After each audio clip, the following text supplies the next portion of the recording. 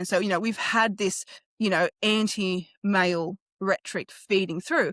And we've seen it become more and more intense in recent years, to the point where we've now got this notion of toxic masculinity being thrown around, and even, to the point where it's become so mainstream and so accepted that, like, I don't know what's going on in this regard in various parts of your part of the world, but certainly here and in the UK, there's now, programs being introduced in primary and secondary schools to effectively teach boys not to be toxic.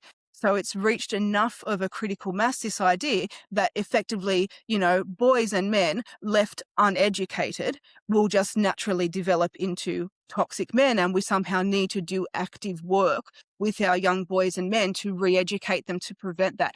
That's an extraordinarily extreme view that has managed to creep its way in bit by bit and become rather mainstream, and it does not alarm nearly enough people enough. It's like the frog in the lukewarm water, that you slowly increase the temperature and the frog doesn't notice that he's, he eventually doesn't notice he's boiling.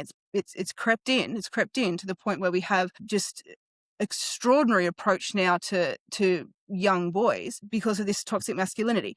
In terms of getting back to why this is, again, it's driven by feminism and it's driven by women, because what it is attacking all of the aspects of men that make them good husbands and good fathers and good protectors and good providers.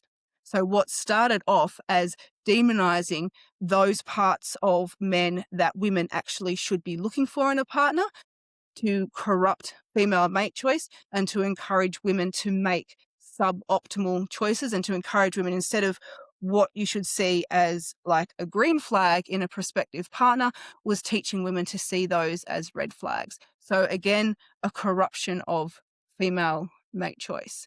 And it's now run to the point where men are actually being effectively, I'm trying to sort of think of the word, like kind of being shut down, if you like.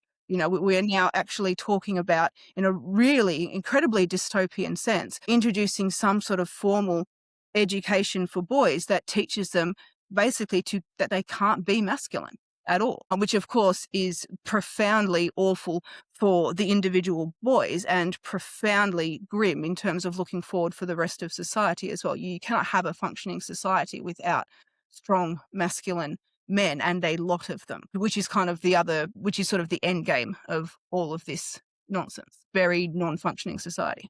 Yeah, we're going to talk about the end game and population, but let's take this kind of from macro down to micro. I think we've gone from macro, okay, this is branding men in general as toxic, has this effect. In the medium level, also, like down to the individual, down to boys in school and things like that. Let's take it to the micro. If a woman were to say, get dumped by her boyfriend, and then she tells her friends, oh, he's toxic. This is actually a manipulation to slow down those women from getting with this man.